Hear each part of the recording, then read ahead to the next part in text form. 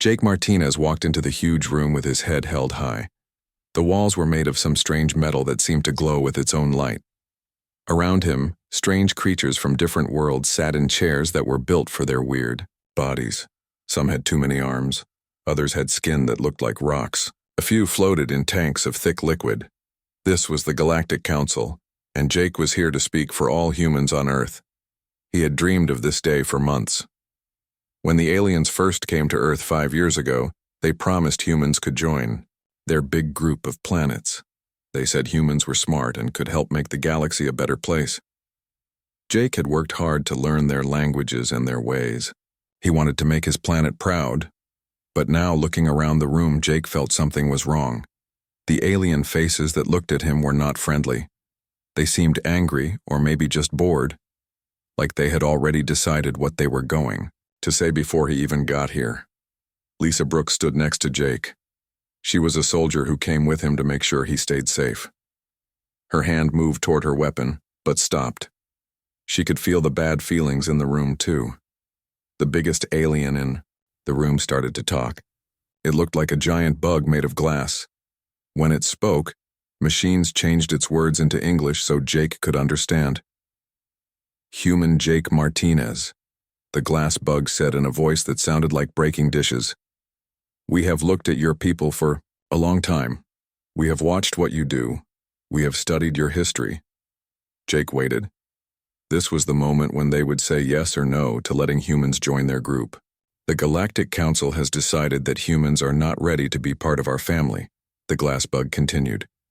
Your people fight too much. Your governments cannot agree on anything. You have wars. You hurt your own planet. You are too dangerous to be trusted with the rest of the galaxy. The words hit Jake like a punch in the stomach. All around the room, other aliens were nodding their heads or moving their tentacles or whatever body parts they used to show they agreed. A big rock-like creature that breathed through tubes on its face made a sound like grinding stone. The machines translated its words too. Humans destroy everything they touch. They cannot even take care of their own world. How can we trust them with ours? Another alien that looked like a flying snake with wings flapped around the room. They lie to each other. They steal from their own kind.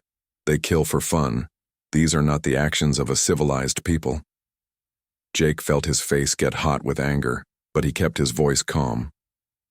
With respect, Council members, every species has had problems in their past. We are learning, we are getting better. Give us a chance to prove ourselves. The glass bug made a sound that might have been laughing. Better? Your people just finished a war that killed millions 3 years ago.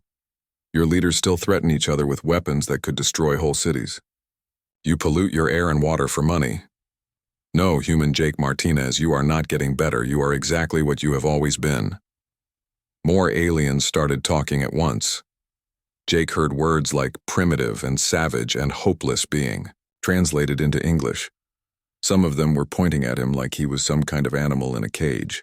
Furthermore, the glass bug said, and the room got quiet again, Earth will be placed under our protection. We will watch your people to make sure you do not become a danger to the galaxy. You will not be allowed to leave your solar system without our permission. Any human ships that try to go beyond your sun's reach will be stopped. You cannot do that, Lisa said, speaking for the first time. We are a free people. We have the right to explore space. A creature that looked like a walking tree with too many eyes turned toward her. Rights? It said through the translator. Rights are for civilized beings. You are barely above the level of animals. We are being kind by letting you keep your world. Jake closed his eyes for a moment. This was not how it was supposed to go. When the aliens first visited Earth, they seemed friendly. They shared some technology.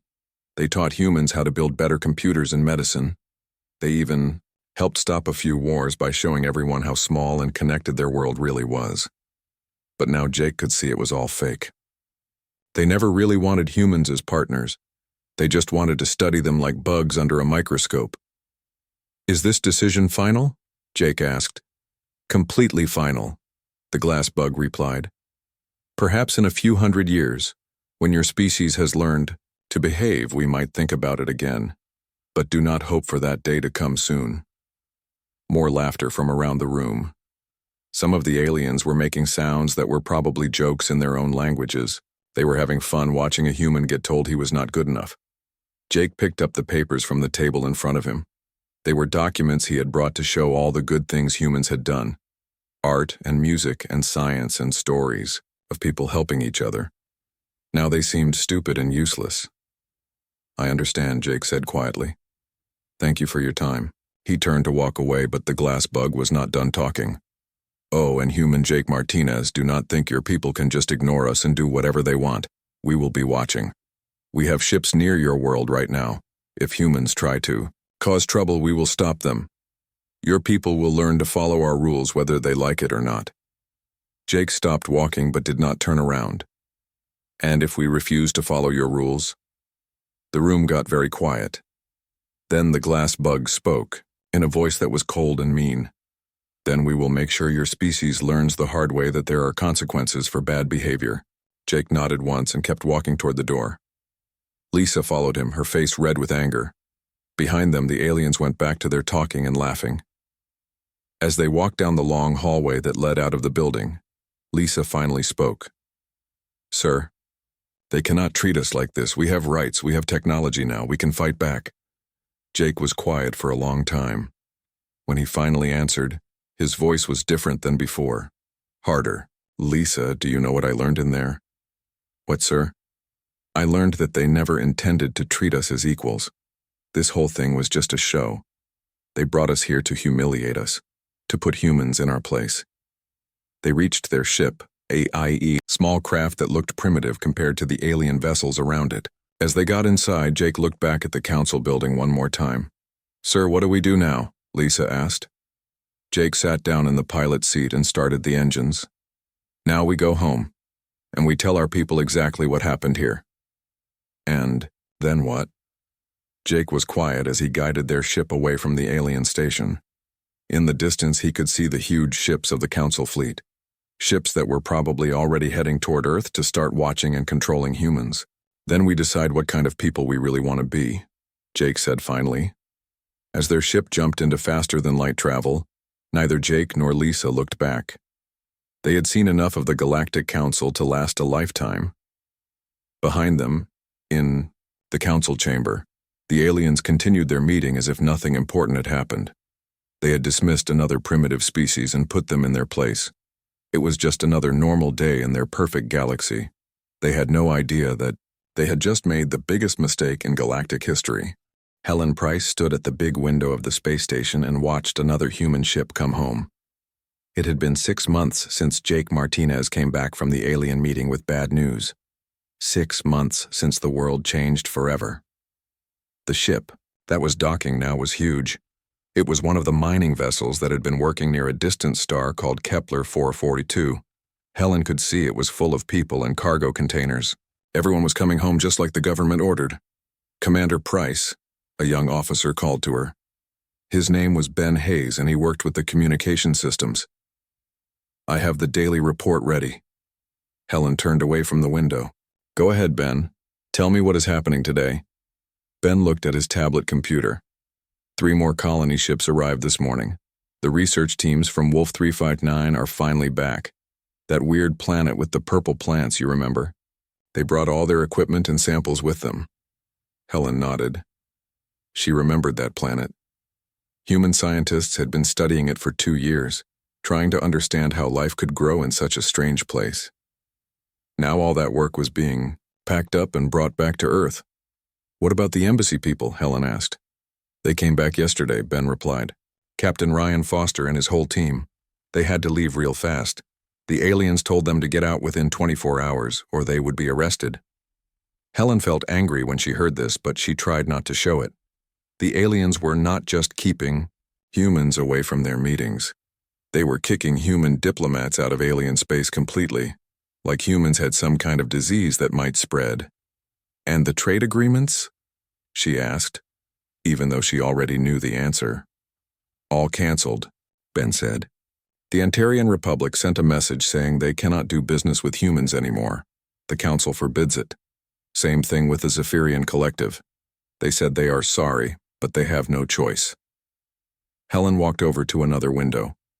From here she could see Earth floating in the darkness like a blue and white marble. It looked so peaceful and beautiful, but she knew that down on the planet, people were angry and scared and confused. The aliens had promised humans so much: new technology to cure diseases, clean energy that would stop pollution, ways to grow food in space so no one would ever be hungry again. But now all of that was gone. Humans were alone again, just like they had been before the aliens came. "Ma'am," another voice said behind her. Helen turned around and saw Dr. Amy Collins walking toward her. Amy was in charge of all the alien samples and technology that humans had collected over the years. "What is it, Amy?" Helen asked. "I finished counting everything we brought back from the alien worlds," Amy said. She looked excited but also worried. "Commander, we collected a lot more than I thought. Not just rocks and plants, but actual alien technology, computer parts, power sources, even some weapons." Helen raised her eyebrows. "Weapons? I thought we were not allowed to have those." Amy smiled in a way that was not very nice. "Officially, we were not allowed, but some of our people were not very honest about what they found. They hid things and brought them home secretly." "Where is all this stuff now?" Helen asked. "That is the interesting part," Amy said. "New orders came in this morning. Everything is being moved to secret facilities, places that are hidden from alien sensors. I am not supposed to talk about where, but let me just say that our moon is going to be much more crowded soon." Helen thought about this. The moon was on the dark side of Earth from where the alien ships were watching. If humans built secret bases there, the aliens might never know about them. A loud sound filled the space station. It was the communication system announcing another ship coming in. Helen looked out the window and saw something that made her catch her breath. It was not a normal human ship. This one was different. Bigger and meaner looking. It had weapons that Helen had never seen before, and it moved in a way that seemed almost alive. "Ben," she called out. "What ship is that?" Ben looked at his computer and frowned. "That is weird, ma'am. It is not on any of our official lists, but the identification code says it belongs to something called the Earth Defense Initiative." "Earth Defense Initiative?" Helen had never heard of that before. "Who authorized that?" "I do not know, ma'am. But look at this." Ben showed her his screen. "There are more ships like this one coming in. Lots more, and they are all carrying the same strange identification codes." Helen watched as more of the unknown ships appeared. They moved with purpose, like they knew exactly where they were going and what they were supposed to do. Some of them were going to the moon. Others were heading toward the outer planets where no one usually went. Dr. Amy Collins came over to look at the ships too. "Commander, I think I know what is happening. Remember when Jake Martinez came back from the alien meeting? He had private meetings with all the world leaders. Meetings that were not on the news." "What are you saying?" Helen asked. "I think our government has been planning for this," Amy said quietly. "I think they knew the aliens might reject us, so they started preparing for what would happen next." As if to prove Amy's point, more strange ships appeared. These ones were even bigger and carried equipment that Helen could not identify. They looked like construction ships, but built for war instead of building normal things. Ben got another message on his computer. "Commander, I am getting orders to implement something called Protocol 7. Do you know what that is?" Helen felt her heart beat faster. Protocol 7 was one of the most secret plans in the human military. She had helped write it years ago when she was working for the government. It was the plan for what humans would do if they ever had to survive completely alone in the galaxy. "Yes, Ben, I know what Protocol 7 is." She turned to face both of her officers. "It means we are cutting all contact with the alien civilizations. Every communication, every trade route, every piece of technology that might let them spy on us. We are going dark." "Going dark?" Amy asked. "It means the aliens think they have put humans in a cage," Helen explained. "But what they have really done is given us privacy to do whatever we want without them watching." More ships kept arriving throughout the day. Helen watched them come and go, carrying people and equipment to places she was not supposed to know. about. But she could guess. Secret bases on the far side of the moon, hidden construction yards in the asteroid belt, research facilities in the empty space between planets. The aliens thought they had won. They thought humans would sit quietly on Earth and behave like good children. But Helen could see that something else was happening. Something the aliens did not expect. Humans were not giving up, they were getting ready. "Ma'am," Ben said, interrupting her thoughts, "I just got a message from Earth Defense Command. All space station personnel are being transferred to new assignments. We are supposed to pack our things and report to Transport Bay 7 in 1 hour." "Where are we going?" Helen asked. Ben looked at his computer screen. "It just says classified location, ma'am. But there is a note here that says we should bring our warm clothes." Helen almost smiled. Warm clothes meant they were going somewhere cold, somewhere far from the sun. Somewhere the aliens would never think to look.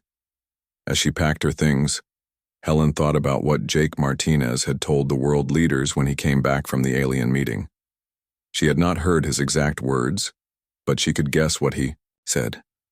He probably told them that the aliens were not friends, that they never intended to treat humans as equals, that humans needed to be ready to stand alone against a galaxy that saw them as nothing more than dangerous animals.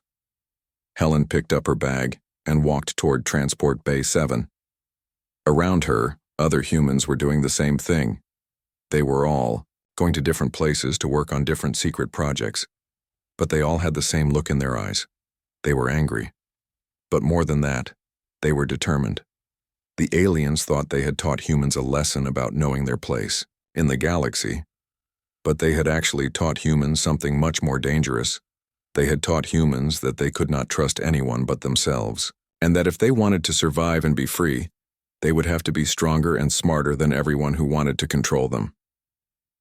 Helen got on the transport ship and found a seat by the window. As they flew away from the space station, she could see Earth getting smaller behind them. But she was not sad. She was excited, because she knew that when humans came back to the galaxy, things would be very different than the aliens expected. Cuthbert stared at the glowing screens in front of him and felt something he had never felt before. Fear. The screens should have been showing him information about what the humans were doing, but instead, they showed almost nothing. Cuthbert was made of living crystal like all of his people. When he was worried, his body would change color and get darker. Right now, he was almost black. "This cannot be right," he said to himself, touching the screens with his crystal fingers. "Where are they?" His assistant, Felmuth, walked over carrying more reports. Felmuth was from a different alien race that looked like a tall blue person, with 4 arms.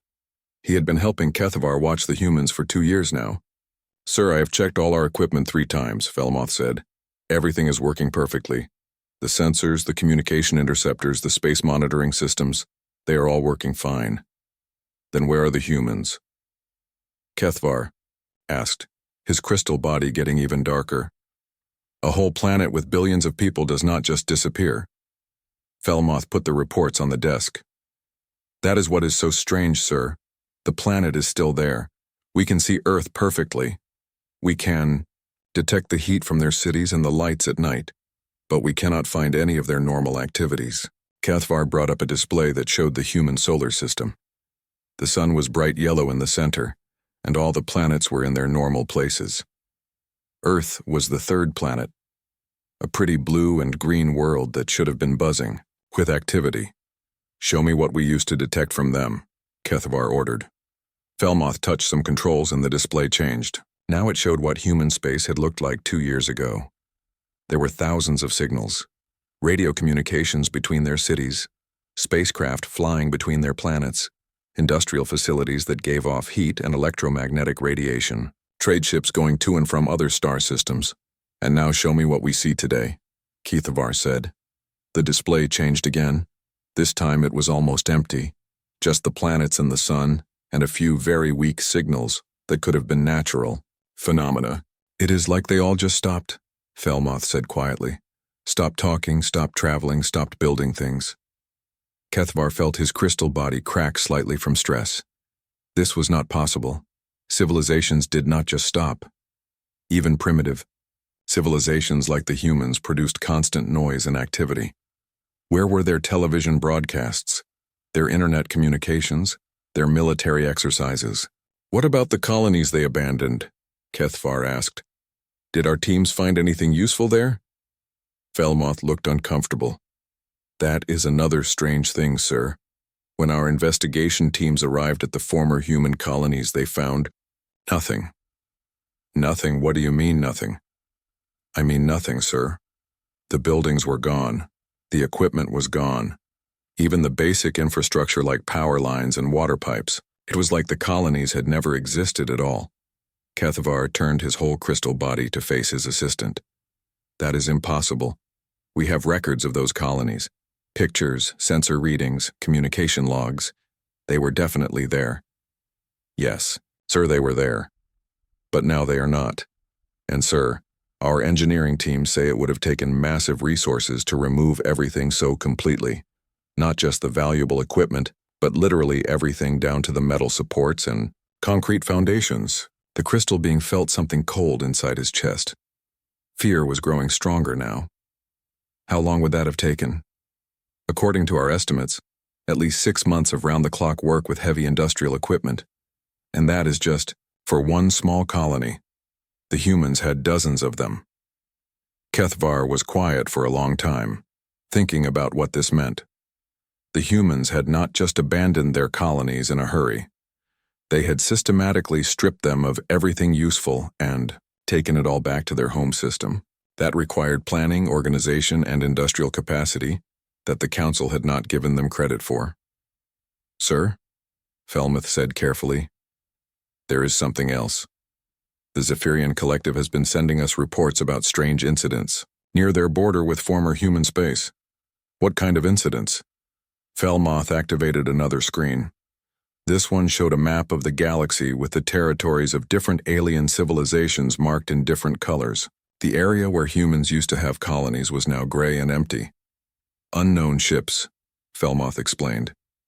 Fast, silent vessels that do not match any known designs. The Zephyrians have tried to contact them, but the ships do not respond to any communications. Kethvar studied the map. How many ships? The reports are inconsistent, sir. Sometimes the Zephyrians see one ship. Sometimes they see groups of 5 or 10. But here is the really strange part. When they try to intercept these ships for identification, the ships just vanish. Vanish.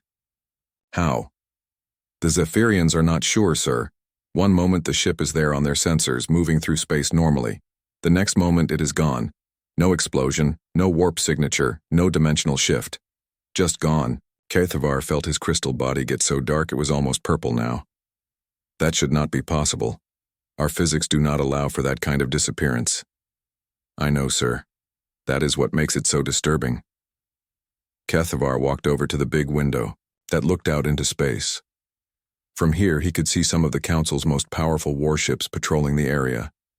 They were beautiful vessels, built with technology from dozens of different civilizations that the Council had absorbed over the centuries. Felmoth, bring up the human technological assessment from when they first made contact with us. His assistant touched some controls and a new display appeared. It showed what the Council's experts had determined about human capabilities 5 years ago.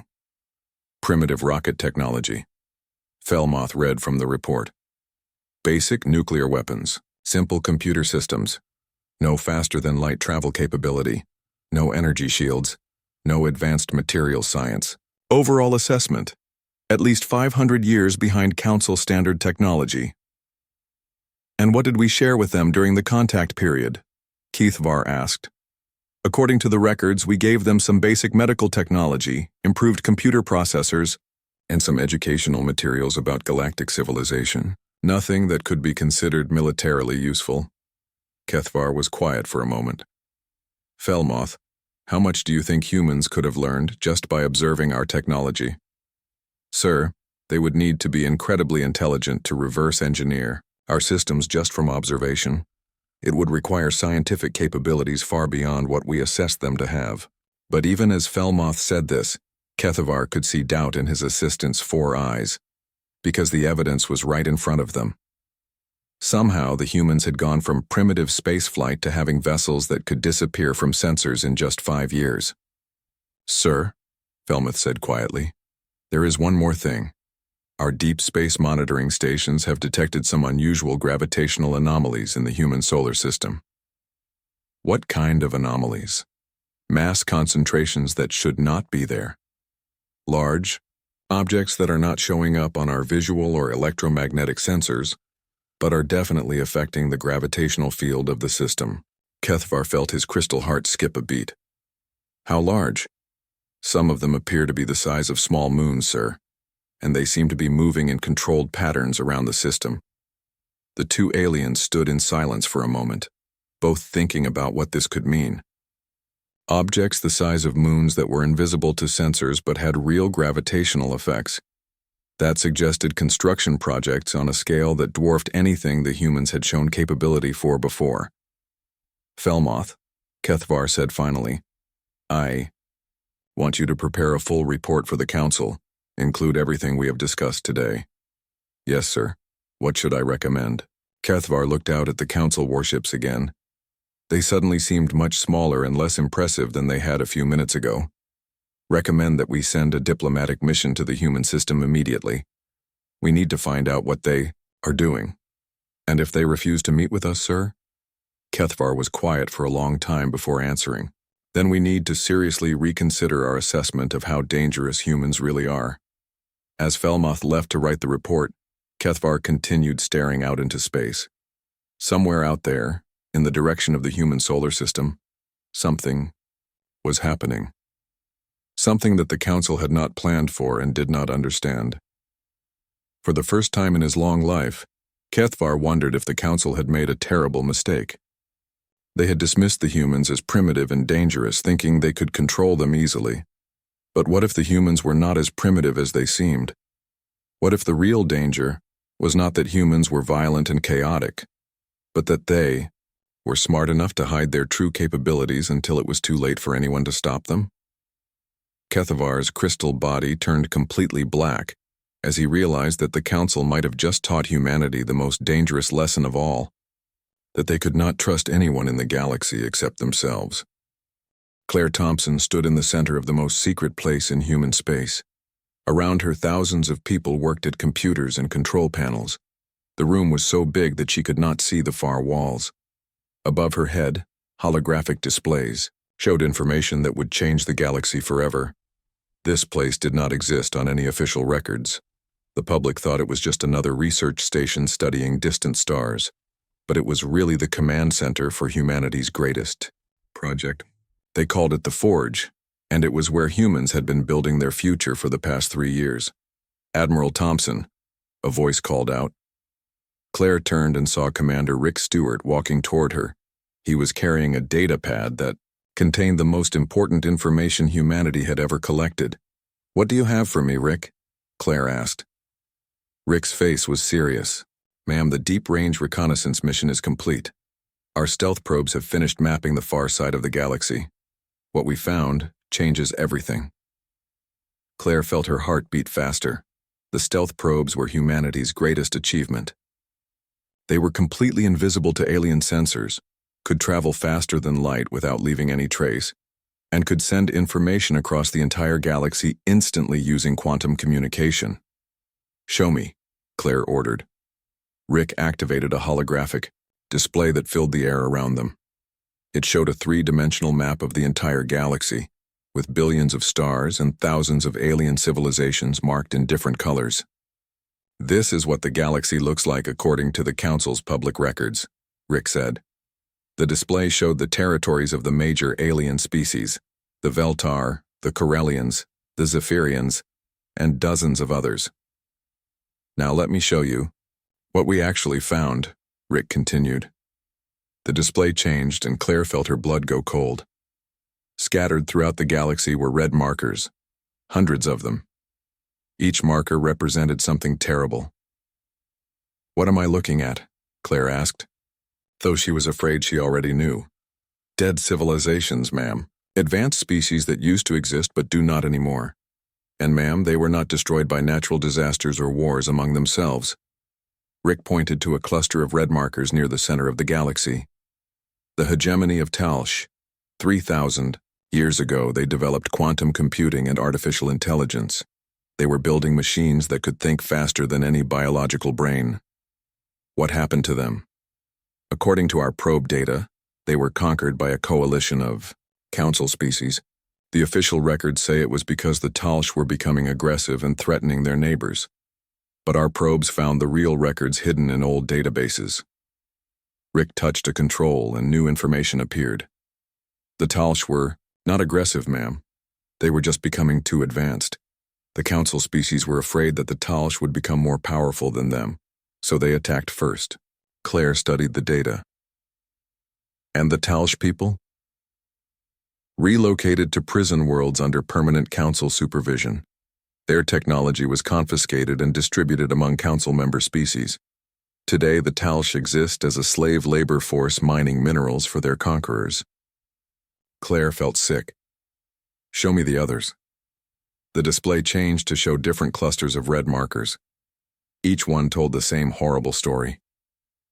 The Korthax Republic, Rick continued. They developed technology that could manipulate gravity and space-time, perfect for peaceful exploration and construction. The Council destroyed them 2,000 years ago and took their technology. The unity of spheres. They created energy sources that could power entire star systems without pollution or waste. Conquered 1,500 years ago.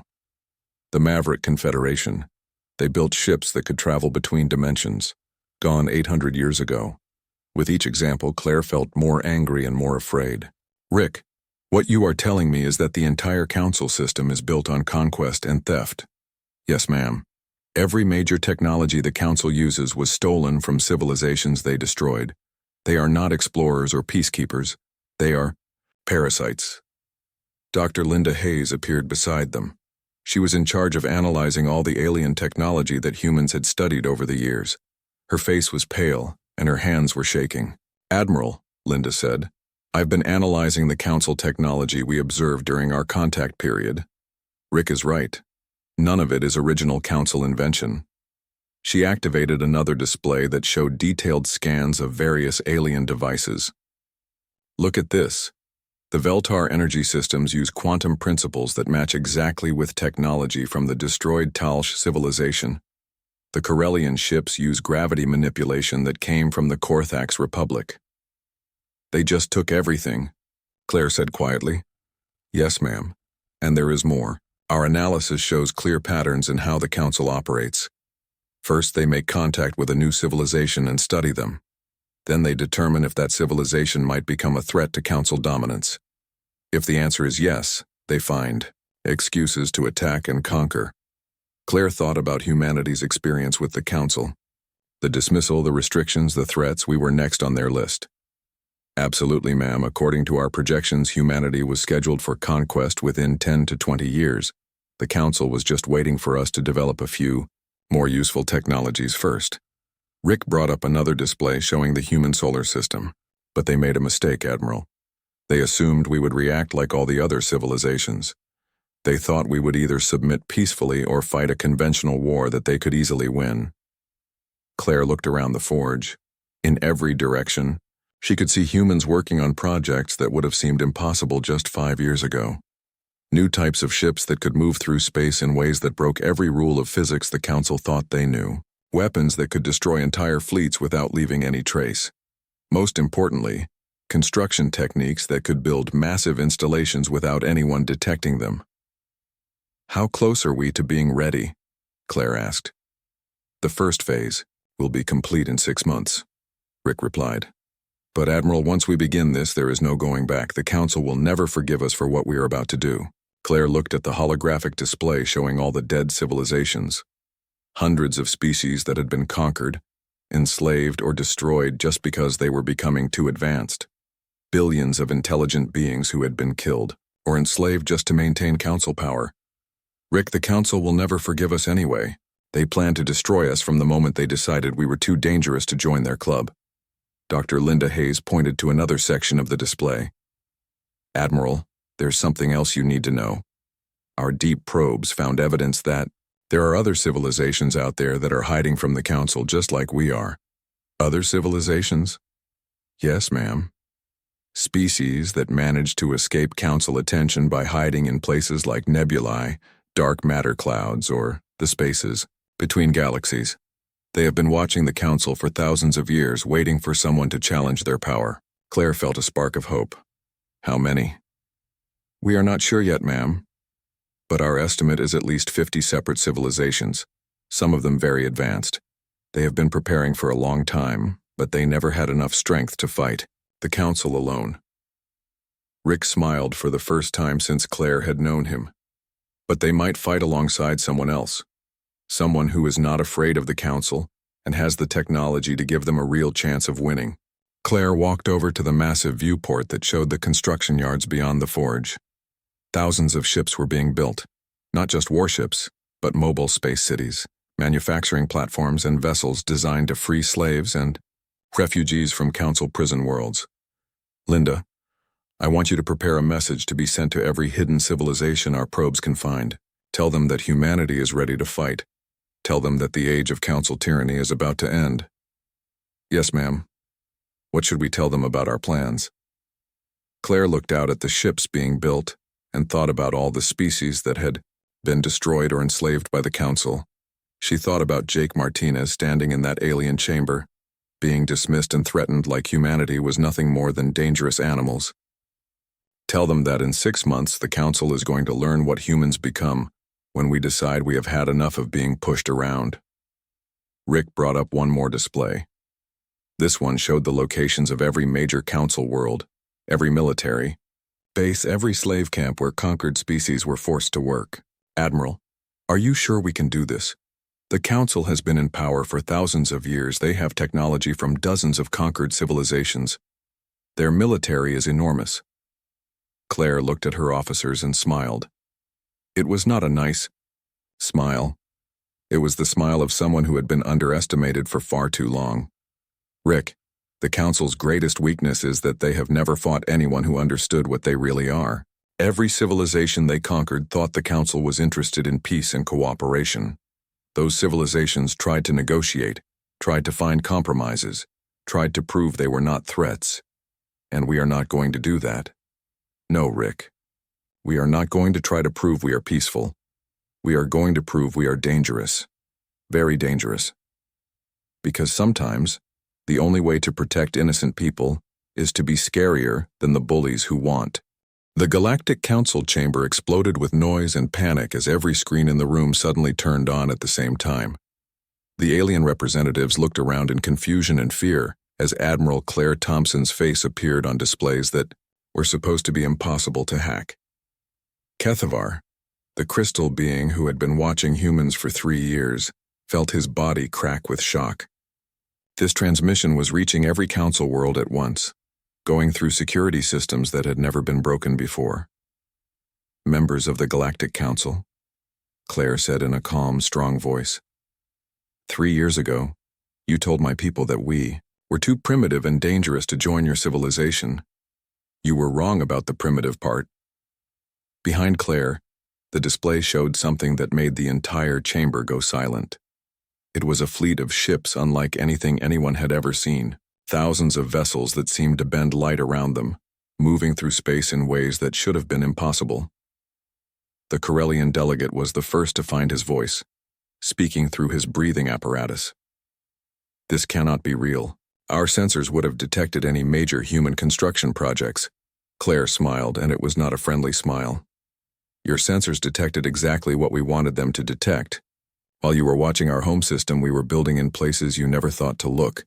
She gestured, and the display changed to show massive installations hidden inside asteroids, gas clouds, and the empty space between stars.